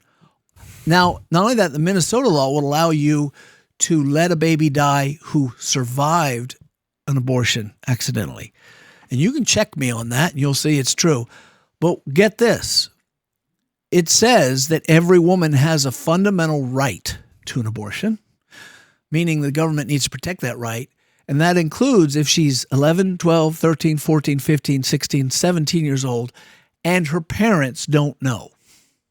So if you have a sexually active 14-year-old who gets pregnant, he believes that you should kill the baby. Harris holds to this also. Okay, this is Satan's point of view. Now, am I saying there are no pro-choice GOP? Certainly they are, and I wouldn't vote for them. And do I think Trump and the rest are too soft on abortion? Yeah, I do think they're too soft. But to say it's an absolute right, and get this, the Democratic platform, it hasn't come out yet for this year, but last time, and I think it's going to be the same on the national level, is going to reflect this. They don't just want the states making decisions. Waltz and Harris both want a law, national law, saying that anyone who wants to kill babies should. I believe abortion is worse than slavery. It is. Because slavery is evil, but at least you get to be alive. Abortion is the slaying of human beings in the womb, and no one's protecting them. But let's go farther. The transgenderism is a sign that our society is embracing, is a sign of ultimate rebellion against God. It is not an acceptable lifestyle to God. It is saying, I am not who you made me. And it's gotten to the point where we are supposed to lie about what is true, right? Lie about what is true. And we have to say a man is a woman if a woman isn't. And these people agree. Harris and Waltz 100% agree that Waltz is known for enforcing laws that put tampons in men's room, which makes no sense. And anti-conversion therapy laws. Yes. So it's even evil to tell people you can't do this. I want everybody in our congregation to know the euphemism. First off, the word euphemism is just a polite way of saying something that might otherwise be obscene. Can I add to that? Yeah, sure. Actually, I'd say a euphemism is its strongest meaning is more diabolical than that. It is a word that sanitizes an otherwise ugly thing.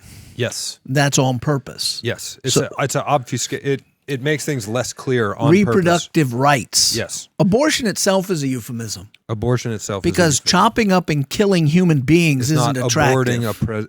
Aborting a pregnancy is like, oh, I'm hitting the abort button. Stop! I don't want to be pregnant now. Yeah, it's slicing up babies' bodies and heads. So you need to know that there was some historically distasteful practices of trying to quote unquote cure people of homosexual attractions. And those were called conversion therapies. Mm-hmm. Sometimes it involved electroshock therapy, stuff that might be viewed as distasteful, was viewed as distasteful, certainly is viewed as distasteful now by the majority of the population. But when you hear the phrase conversion therapy now, the law that's being, I think that's on the books in Minnesota, or that Walt's proposed, is also on the books in Canada. What they're saying is if your 14-year-old wants to transition, you as their parents can't take them with you to their local pastor and talk to them about these issues and convince them that they're not actually a boy if they're not a boy. Wait, I want to be clear. You're saying can't talk to your pastor or to a... If the child wants to quote unquote transition, any effort to convince them not to transition is viewed as conversion therapy and is thereby illegal. Let me see. Which would give the state grounds for taking them from you, because you're subjecting them unwillingly to conversion therapy. Okay, I'm looking it up right now to see the actual language. I didn't find it yet. I'm sure it's there. I'll see if I can get a reference in for. Well, I found references to it. I'm looking for the exact words because I found some references. Like here's a story of it.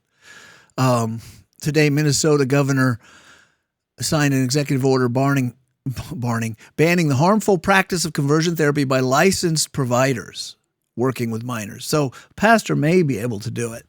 The dangerous debunked practice of conversion therapy falsely claims that to change LGBTQ. Notice those are all together. That's lesbian, gay, bisexual, transsexual, and queer, as if those are all one thing. Now, I think that obviously, listen, let's talk about sex for a minute. We need to be, as Christians, unashamed about God's prohibitions on certain kinds of sex. In the Ten Commandments, one of the first of the human ones in the second half is thou shalt not commit adultery. And another one is thou shalt honor your father and mother.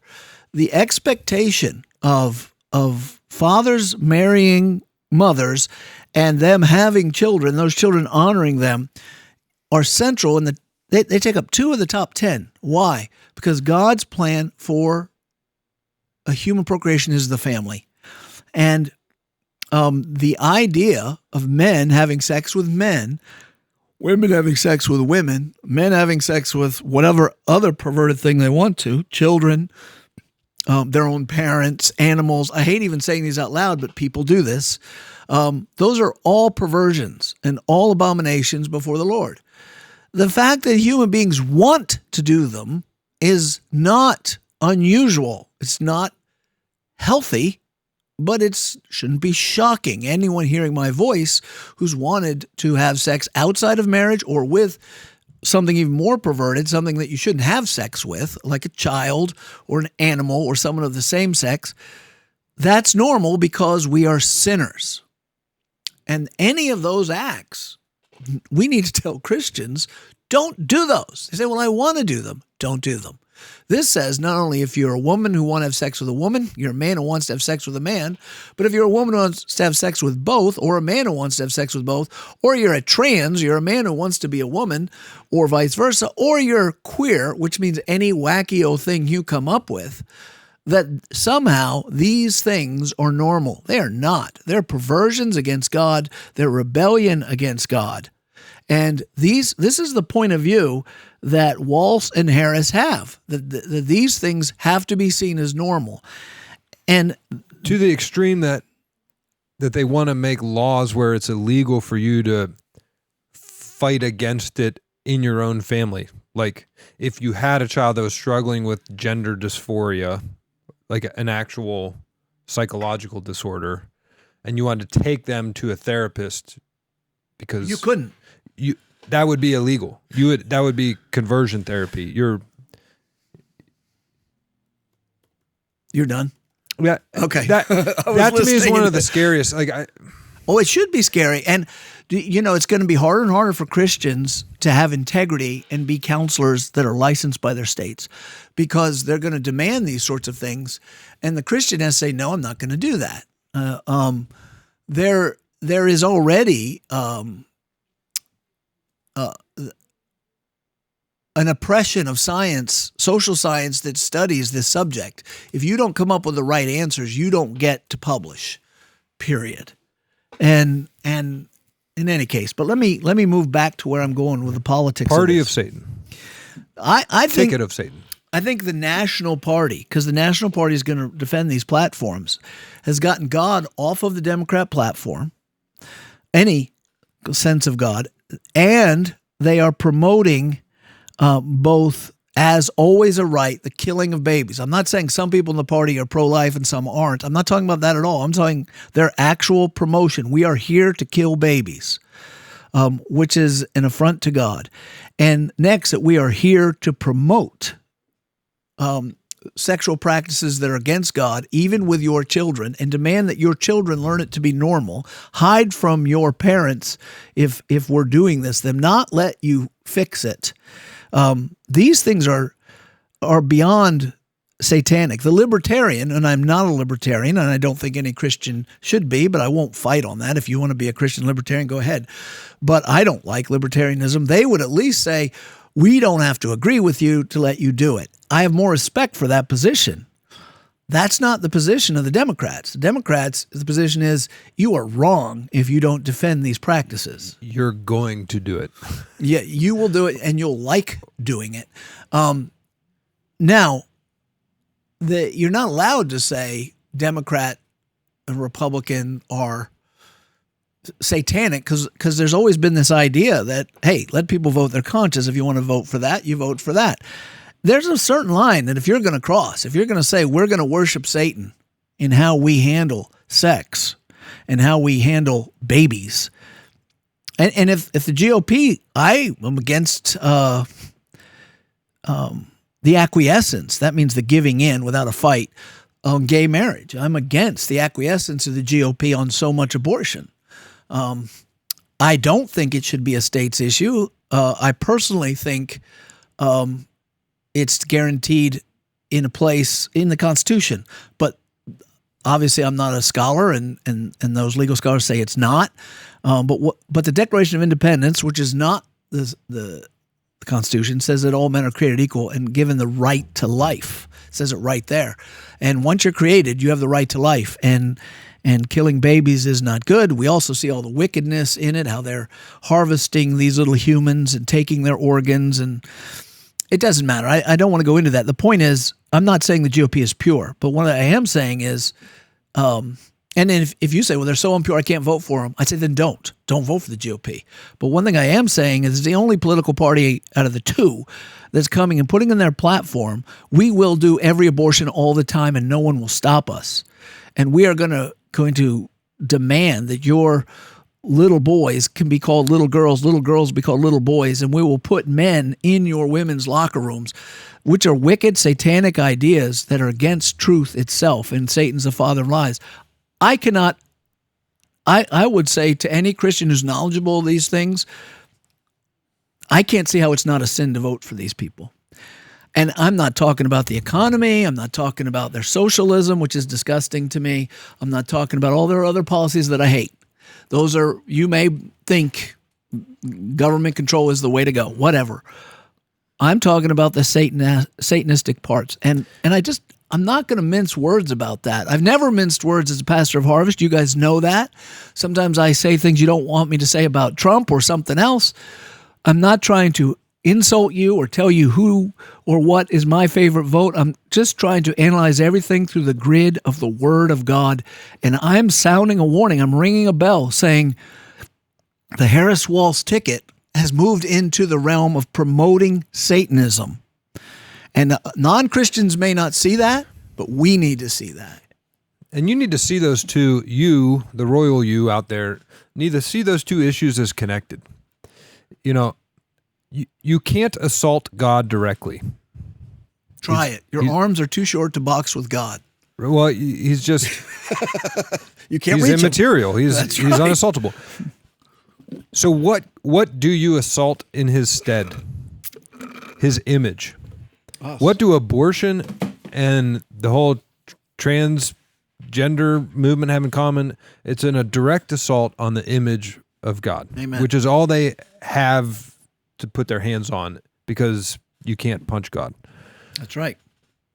So I have a video, and one of the things that caught my mind was this video I was watching, and I was already thinking through this because soon as Walz was announced, which for you guys has been a couple weeks, for me it was yesterday, I looked him up and I said, man, this guy is horrible.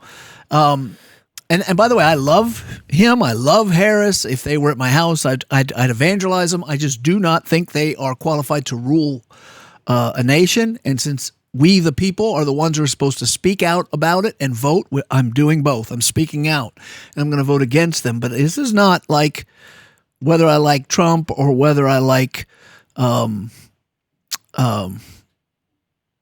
give me a John F. Kennedy. He was a Democrat that I wouldn't have had to. I wouldn't say it was Satanist. He wouldn't even be a Democrat anymore.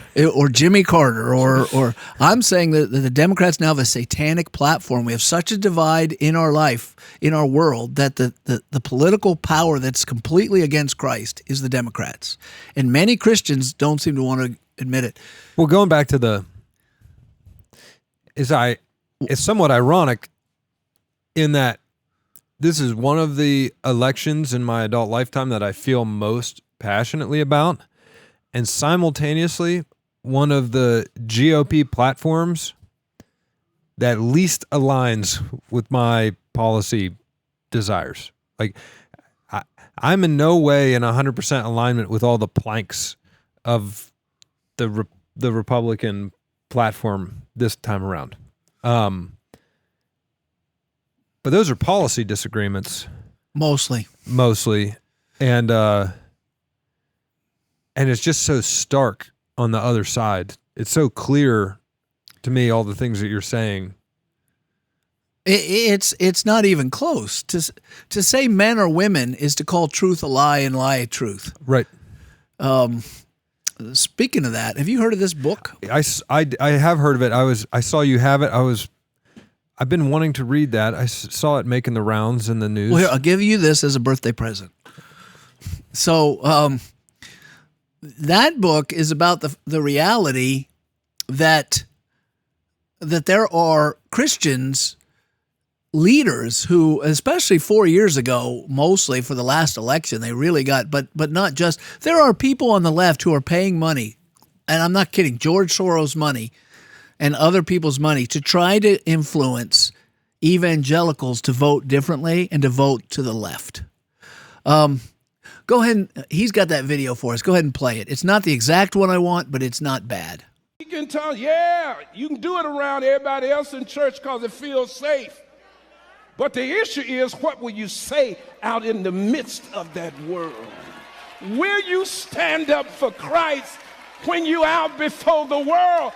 That's what lets us know where your commitments are.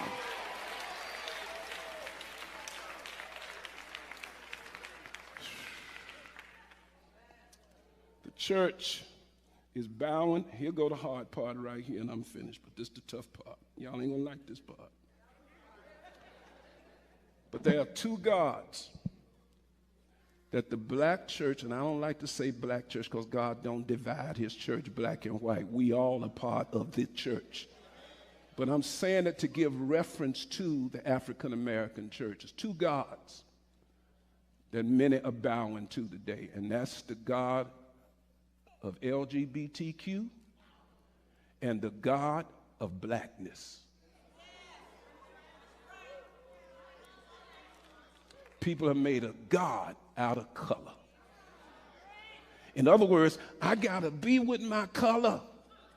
I gotta stand with my color, meaning I'll reject Christ. Color gonna get you in trouble. I'm not saying you don't love your people, but if my people go contrary to my convictions, I can't stand with you.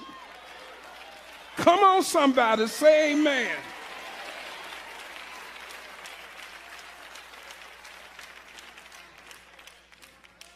Church is bowing to this LGBTQ thing. Yes, they are. I'm seeing it happen all the time. What they did, here it go. They pushed LGBTQ on black people. And now, in order for you to be in line with black folk, you gotta almost accept LGBTQ. Preach, Holy Ghost. Here's what hurt me. Now, I'm finna say it, you ain't gonna like it, but I'm giving you truth. When Obama put the colors on the White House, acknowledging this nation honors LGBTQ, I saw black folk and black preachers compromise. We got to accept it because our black president goes along with it. I don't care what president, what color he is. If you ain't in line with God, I can't stand with you. And that's what's causing y'all. Yeah, I'm preaching up in here. You're getting off with God because you're trying to stand with black. All right. Well, listen, that's one. I have another one from that's, I think his name's Williams, Pastor Williams. Don't play it now. I'll play it later.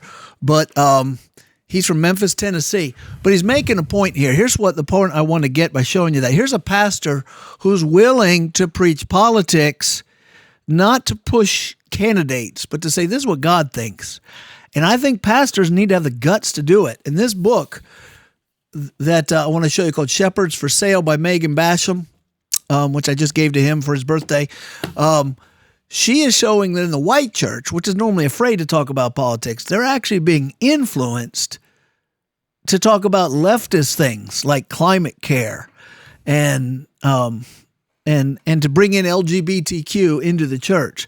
So the white, I agree with that, Pastor. There shouldn't be a white church and a black church, but unfortunately there often is. There's different political challenges.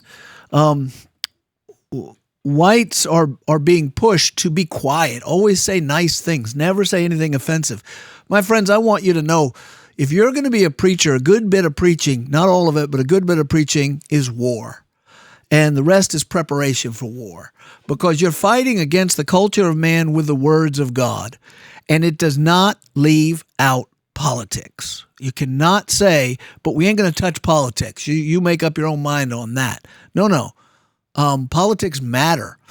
And no matter who wins elections, the church ain't going to lose. When Rome fell, the church didn't fall. And if the United States falls, we ain't falling. But we will speak to it along the way and hopefully influence it for the good. And I loved what that pastor had to say. What'd you think? Spot on. I mean, it's a different cultural context than us, but you could say the same thing, just replacing the groups he's referencing. Whether you're talking about the black church and Obama or the white church. And, well, I see some people putting Trump up with all these pictures of like angels and saying he's a savior. Yeah. He's not. He's a man. Right. I'm like, everything he said was absolutely true in the particular that he was saying.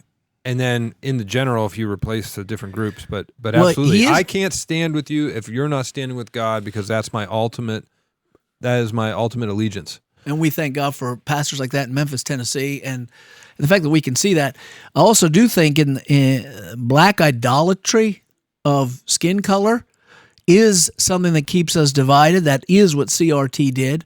On the white side, you have white people apologizing for being white, believing they have privilege that they need to set aside, that we need diversity, equity, and inclusion, which is really just another way of saying hiring preferences, which are unconstitutional, not based on merit, because white people are too powerful. So you have guilty white people who are really doing skin color idolatry. They are saying if you were born a certain color, white, you're guilty. And on the other side, this brother was saying black people are saying, well, if a black president says it, I go with it because black has to protect black. That's skin color idolatry, and that definitely keeps us divided. And I appreciate this preacher for saying it. But now I want to give one more clip of him where he's going to tell us really something closer to what I was already thinking about Walsh and Harris. Could you play that? I can't vote for a party that is for all kind of sexual perversions. I can't do it. I can't vote for a party that's going to accept transgenders going into women's restrooms. I can't do it. I can't do it. I can't go with a party that wants to cut little girls' breasts off to make them boys. I can't go with a party that says you can be a boy today and a girl tomorrow. I can't do it. I can't do it.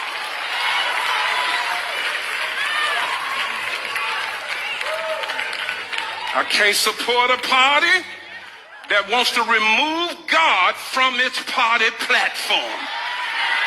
You in trouble when the nation forgets God. I can't follow a party that wants to sexualize our children in school, put drag queens in front of them, reading them little children's stories. I can't do it. I can't support a party that wants to take the rights of parents away. In California right now, parents are being arrested because they won't go along with the sexualization of their children. But there are many parents that are compromising. Y'all got to make a decision. It's either God or the devil.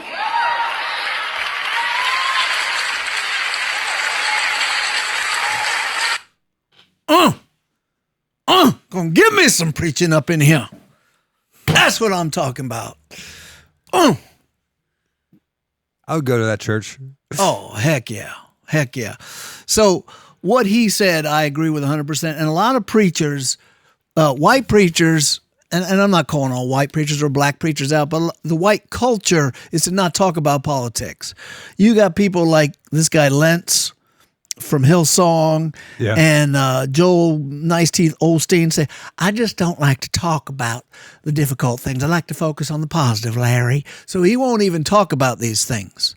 If a white man in an evangelical church spoke that vociferously about, or just repeated the exact same words, people say, he can't talk about that here. He's going to be in trouble in his church because most black Christians vote Democrat. But a pastor has to have that kind of courage. This book is excellent. Shepherds for Sale. I do think you should read it or listen to it on audiobook. I finished it very quickly, was looking forward to it. I really appreciate Megan Basham and her work there. It's time for none of us Christians to be cowardly, and we got to start. Not everyone's a false teacher. Not everyone who disagrees with me or you is false. But there are certain lines when you start crossing over them, and sex is one of those lines, because sex isn't about physical pleasure. Sex isn't about freedom. There's no such thing as sexual liberation. You can't liberate sin. Sex is about family, about male, female, marriage, children, society. And though the society may not accept that, that's their business. The church needs to not go soft. This is why you shouldn't even bother with Andy Stanley anymore. He's grooming his entire church to accept gay marriage and other crazy ideas. But you got to have the guts to say it out loud, Christian. You can't just let one or two firebrands burn things down. And you have to know where those lines are. If you want to divide over certain points of doctrine that aren't, I mean, everyone, like baptism, There's some people who baptize forward only, not back. Some people baptize 3 times: Father, name, Father, Son, Holy Ghost. Some people only there's some Baptist church that won't take a baptism from anyone except another Baptist church. Others, anyone can do it. You can fight all you want about that, I guess, because the Bible doesn't really say much about exactly how to baptize. I wish it did. It says baptizo, which means to submerge, but that's all it says. But you have to have the discernment to realize not all disagreements are the same, are they? So how do you know which ones are worth fighting over? Doggone it, the Bible is pretty clear. If it violates the 10 Commandments, that in itself should tell you Satan is behind it. So whether you vote for the GOP, whether you vote for RFK, whether you write in your dog or your mailman, I don't care. But I'm going to tell you, if you're voting for Walsh and Harris, you're voting for Satan. And I don't know how else to put it. I could soft soap it but I'd be lying to you and acting like something's true that isn't true. So anyway, I'm all fired up today over these you're things. not in trouble for me over this. Okay. Well. So if you are PO'd at Mike about this, don't come crying to me. No, come crying to him. He's the executive pastor. Because I'm not going to be a good shoulder I'm getting for older. you to cry on. You yell at me enough, I'll retire. No, I'm just kidding. I won't do it for that reason. Well, anyway, I think we should cut this here. We've gone along. We've covered a lot of ground. Anything you want to say before you go off to India? Any last words before you get dysentery and diarrhea and all those things? Everybody keeps telling me to be excited and then keeps giving me great We just want to encouragement scare like you. that. Hey, I've been to India. India is an assault on the senses, and that's good as well as difficult. I mean, there's colors, there's sounds, there's smells. Every bit of your senses will be involved in going to India. And you will see things you haven't seen, hear things you haven't heard, smell things you haven't smelled, feel things you haven't felt, and taste things you haven't tasted. I guarantee it. I'm looking forward to it. Yeah, right, man. I'm looking forward to, giving the recap once I'm back. I'm glad you're going to meet the brothers you're going to meet. Oh, we got a couple special episodes coming up too. Yeah, we don't know when though. I think we should rush this one out next, just because it goes with it. But then we do have some good stuff coming. We do have some good stuff coming. All right. Well, thanks everybody for joining. Hopefully you found this educational. Hey, you know what? Before you go, I think we should charge you to cut a few video clips of you talking in India, reactionary, that we can play on the next. That you're not going to send all over social media, exclusive for this podcast. With my best bobblehead going. No, don't do anything like that. You won't do it well. But do something good. We need at least 2 or 3 clips. What do you think, Cruiser? 4 or 5 that you are exclusive for this Pick Up the Mic podcast. You're not sending them to family. You're not putting them on Facebook.